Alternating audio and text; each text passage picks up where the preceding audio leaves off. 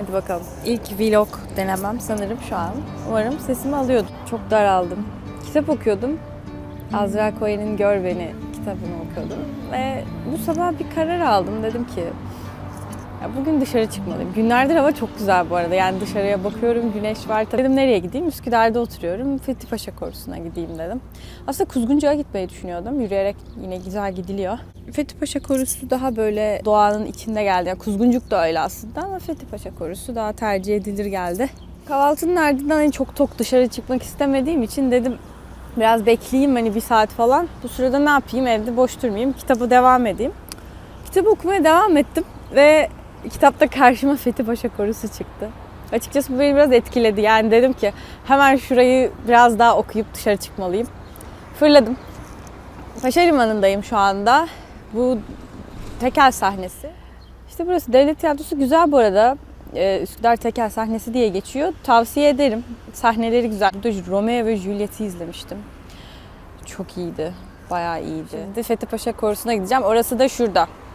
Şöyle göstereyim. Bunun arka tarafları bakın ağaçlar işte. Böyle gösterince de olmuyor. Orada.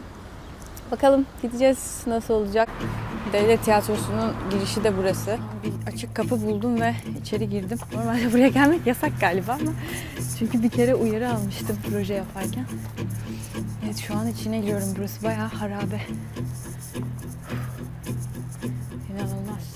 Sanırım çok girmesem tek başıma iyi olacak. Ama böyle bir yer. Muhteşem değil mi? Ay, ses geliyor. Çok girmeyeyim ben. Evet, geri dönüyoruz. Az önce korku içerisinde videoya aldığım yapı 1858'de yapılmış bir un değirmeniydi. Orada tabii telaştan hiçbir şey söyleyemedim ama bunu da belirtmek istedim. Evet, korunun girişine geldim. Aslında biz bu koruya genelde üst taraftan giriyorduk. Çünkü yukarısı Sultantepe Mahallesi. Bir zamanlar arkadaşlarım orada oturuyorlardı. Onların evinden yukarıdan böyle giriyorduk. O yüzden sanırım alt taraftan ilk defa gireceğim. Biraz zorlu olacak çünkü epey yüksek. Hadi bakalım. Evet daha çıkmadım bile ama manzara görünmeye başladı. Bu vlog çekmek de ne acayip bir şey ya. Kendi kendime konuşuyor gibiyim. Bir zamanlar buralarda da sincaplar varmış. Demek değil mi? Gerçi ben Yıldız Parkı'nda görmüştüm sincap ya. Şimdi yalan olmasın. Hani bir Londra'daki St. James Parkı kadar olmasa da buralarda da sincaplar var tek tük. Bugün denk gelir miyim acaba? Şurada sosyal tesisler var. Şu tarafta. Tabii beni şu an pek ilgilendirmiyor. O yüzden yola devam. Yani şu an nereye gittiğimi gerçekten bilmiyorum. Etrafta da pek insan yok ama şu taraftan girince böyle değildi buralar. Neyse bulurum herhalde birazdan bir şeyler. Bilmiyorum birisini gördüm koşuyordu. Ben de dedim peşinden gideyim bari. Güzel bir yol buldum. Buradan koşayım dedim. Hadi bakalım. Evet. Kapatıyorum ya bu ne böyle koşuyorum. Sadece 35 saniye falan koştum sanırım. Şu an böyle bir yerdeyim. Yol güzel ama çok güzel koşu yolu yapmışlar böyle patika halinde. Müthiş. Bunun yukarısında bir manzara var. Oraya çıkacağız hadi bakalım. Evet. Yoruldum gerçekten ama yokuş çıkmak zordur. Ancak manzara yukarıdan seyredilir değil mi? Evet kötü bir haberim var. Fazla yukarı çıkmışım. Şimdi doğru manzaranın olduğu yere doğru gitmeye çalışacağım. Umarım bulabilirim.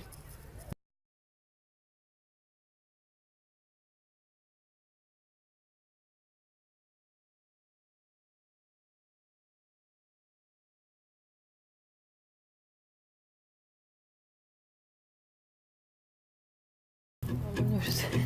Beni ürkütüyor. Terasın.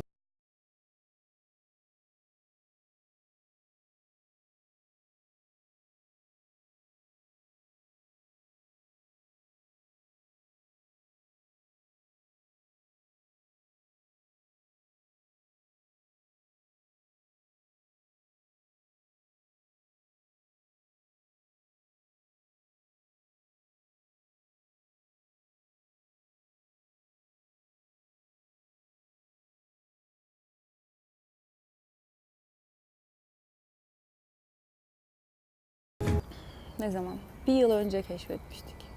Yani keşfetmedik. Yani bir yıl önce biz fark etmiştik. fark ettiğimiz gün de çok hüzünlü bir gündü. Ama bu manzara beni hep mutlu ediyor. Daha doğrusu sanki İstanbul hiçbirimize ait değil gibi. Baksana. En lüks semte gidiyorsun mesela. Dün nereye gittik? Moda'ya gidiyorsun mesela. En lüks semt değil tabii ama orada da her türlü insan var. Her yerde her türlü insan var. Yani her semtin farklı dokuları var tabii ki. Ama yine de hiçbir yer, hiç kimseye ait değil bu şehirde. Bu garip geliyor insana. Belki de olması gerektiği gibi. Ben ne konuşuyorum? İzin verirseniz ben biraz keyfini çıkarayım. Öyle, şimdi buraya çömeceğim ve takılacağım. Kitabımı okurum belki, yani. Güzel olur. Bunu yapmasam olmazdı ya. İşte bu sayfaydı beni buraya koşa koşa getiren. Sabah karar almıştım buraya gelmek için. Sonra biraz daha kitap okuyayım dedim ve kitap da karşıma çıktı. Ve buradayım. Ara sıra insanlar geliyor, sonra onların gitmesini bekliyorum. Ama genelde tek başımayım burada. Bu Fethi Paşa Korusu çok güzel bir yer. Gerçekten tavsiye ederim. Zaten bu İstanbul'da korular olmasa ne yapacaktık bilmiyorum yani. Hani Osmanlı bahçeleri olmasa herhalde nefes falan alamazdık şehirde. Bir de bakıyorum da Boğaz'a. Mesela bunun tam karşısında Yıldız Parkı var. Yıldız Park da çok güzel. Ondan sonra ileride Emirgan Korusu var. Çok daha yukarı gidersen Sarıyer, Belgrad Ormanı var. Atatürk Arboretumuna gitmenizi tavsiye ederim. Bu tarafta Beykoz var. Bayağı karşılıklı olmuş gibi sanki. Burada bir tane plaza var ya, Süzer Plaza. Stadın üstünde kalıyor, Beşiktaş Vodafone Stadyumu'nun tam böyle arka tarafından böyle yükselen bir çubuk diyelim. Nedense o plazaya karşı acayip antipatiyim ya. Yani her gün vapurda karşıya geçerken onu görüyorum, belki o yüzden. Az önce çektiğim manzaradan mesela pek görünmüyordu o plaza. Şurada Dolmabahçe, şöyle. Burada Four Seasons var, Çırağan. Böyle gidiyor. Kabataş Lisesi, Ortaköy. Böyle yukarı çıktıkça kesim değişimi falan çok benzer geliyor. Yani Üsküdar'dan Beykoz'a doğru giderken ve Kabataş'tan Bebe'ye doğru giderken çok bir paralel buluyorum açıkçası. Benzetiyorum. Kıyıdan tabii. Sanki iki yaka birbirine geçmiş. Ortadan da Boğaz onları ayırmış gibi. Eskiden kedileri hiç sevmezdim ya. Hatta korkardım, itiraf edeyim. İnsanın sevmeme sebeplerinden birisi de korku zaten, değil mi? Acayip korkardım ya kedilerden. Sonra alıştım zamanla işte böyle dokuna dokuna yavaş yavaş. Keşke sana verebilecek bir şey mi olsa? Bu arada fazla sincap olmadığından söz etmiştim az önce. Ama düşününce abi Londra'da da kedi yok. Yani bizim kediler sincapları iyi olabilirler. Koru'da böyle bir sürü çocuk parkı var. Ama hepsi boş. Yani işin özü. Ben doğaya kaçmak istiyorum. Tek başıma yürüyüş yapmak istiyorum. Tabii arkadaşlarınızla da yapabilirsiniz. Yani her şekilde yapabilirsiniz ama hani insan tek başına olunca biraz çekiniyor ya. Bir ormana gitsen korkarsın. Ama bu korular en azından İstanbul'un bu ihtiyacını gideriyor diye düşünüyorum. Hem güvenli. Ara sıra insanlara rastlıyorsunuz. Güvenlik görevlileri de var. Gayet temiz. Yani tabii daha temiz olabilir belki ama çok güzel ya. Bu Fethi Paşa Korusu da ismini bu arada Fethi Ahmet Paşa'dan almış. Fethi Ahmet Paşa da 2. Mahmut döneminde valilik yapan, hatta başka görevleri de vardı da şimdi hatırlamıyorum. Öyle bir adammış. Tabii aynı zamanda da damat olmuş hanedana muhtemelen. Yani Fethi Paşa ismi oradan geliyor. Üsküdar mesela Galata ve Eyüp dışında Osmanlı'ya bağlı 3. kadılıkmış. Yani tam olarak bir Anadolu temsili diyebiliriz Üsküdar için. Paşa Limanı'na gelirsek, Paşa Limanı da bu arada eski adı Öküz Limanı. Bunun sebebi de eskiden Rumeli'den gelen öküzler Beşiktaş'tan bindirilirmiş sandallara, işte burada da Paşa Limanı'ndan, yani Öküz Limanı'ndan çıkartılırmış. Diğer bir söylenti de şu, Paşa Limanı'ndan, aslında burası Paşa Limanı değil yani şu aşağı taraf, az önce oradaydı. Karşıdaki saraylar çok güzel görünüyormuş. O yüzden Osmanlı paşaları burada oturmayı tercih ediyorlarmış. Yani bu da bir Paşa Limanı ismini hakkında ayrı bir söylenti. Açıkçası güzel oksijen depoladım. Böyle yerlere gelince aklıma şey geliyor.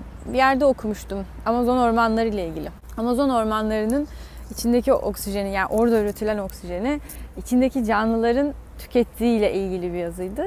Çok ilginç gelmişti bana. Yani oradan bir oksijen dahi dışarıya çıkmıyormuş. Ama onun dışında tabii ki dünyanın dengesini sağlamak için çok önemli.